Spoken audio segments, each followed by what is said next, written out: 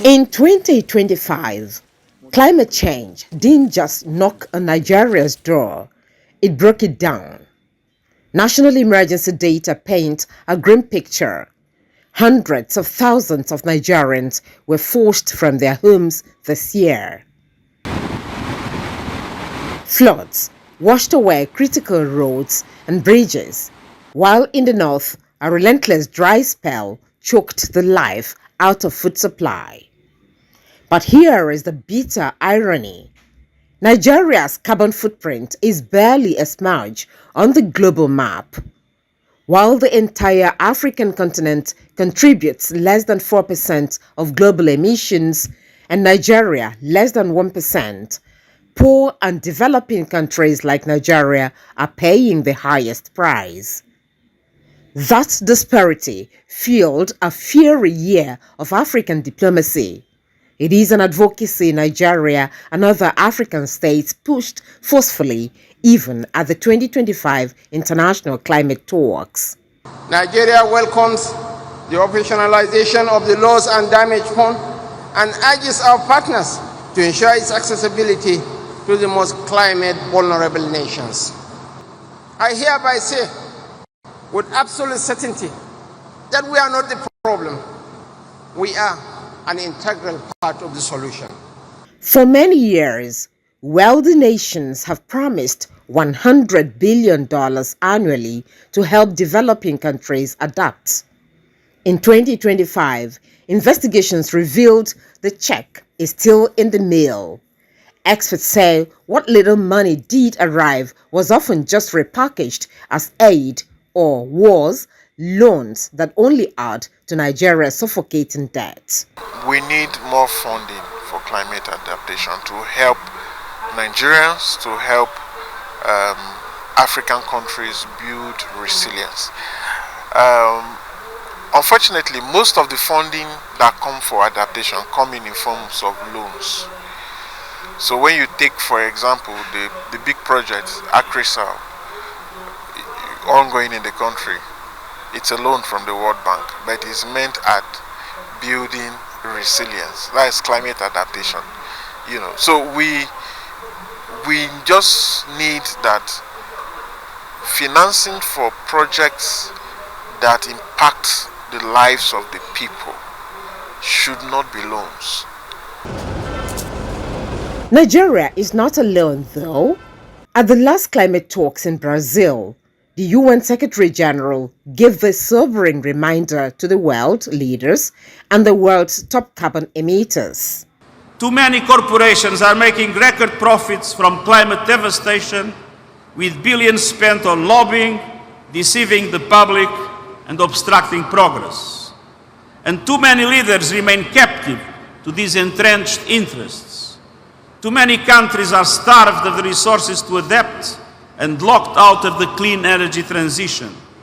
And too many people are losing hope that their leaders will act. The frustrations are already boiling over in most poor countries. Nigerian activists and civil society groups found a new unified voice. They aren't just asking for help anymore, they are demanding climate reparations. Despite the lack of international support, Nigeria didn't stand still in 2025. It began its own efforts to reduce emissions as part of its commitment to clean energy with a massive push toward compressed natural gas or CNG. The government ramped up conversion centers with a broad objective of moving public transport fleets away from petrol. But experts caution against outselling its climate benefits. Beyond CNG, Nigeria expanded solar mini-grids for remote villages, clean cooking initiatives to reduce deforestation, and indoor pollution and climate-smart agriculture pilots. The clean cook stoves now, we're trying to insist on local production so that it can drive down the price. Because at the end of the day, if the technology is available, there will be an increase in adoption, and that adoption will increase the size of the market and help us to be able to get it to people cheaper and cleaner. It is already tested. I have friends who have already done their conversion. This is a 65-liter cylinder, which you can fill with 2,800 naira. It will take you to 150 to 170 kilometers. When you check the cost, you see that distance, fuel of about 20-something thousand is what will take you for that kind of journey. Analysts, however, say progress isn't moving at the required pace due to funding bottlenecks, which has made even the Loss and Damage Fund, the global pot of money meant to compensate for irreversible climate destruction, almost inaccessible. We have not sufficiently assessed all the Green Climate Change Fund and initiatives that are available globally. And we are not able to assess it because of lack of data. No budget line for the National Council on Climate Change, so how will it operate? So that has to be restructured in such a way that adequate funding through a national climate change fund will be able to do this better. The final audit of 2025 reveals a paradox.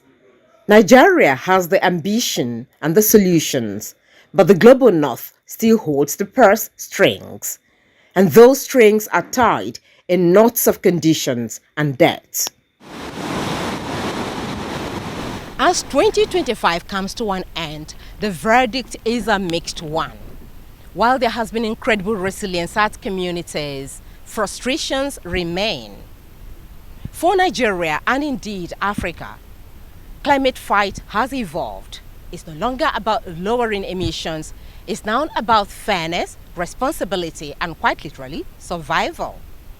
As the world gears up for 2026 negotiations, the question remains, will the wealthy nations, which are leading carbon emitters, pay the climate debt? Or will countries like Nigeria continue to pay the ultimate price for a crisis they didn't create? Nkoli Omhoudu, AIT News, Abuja.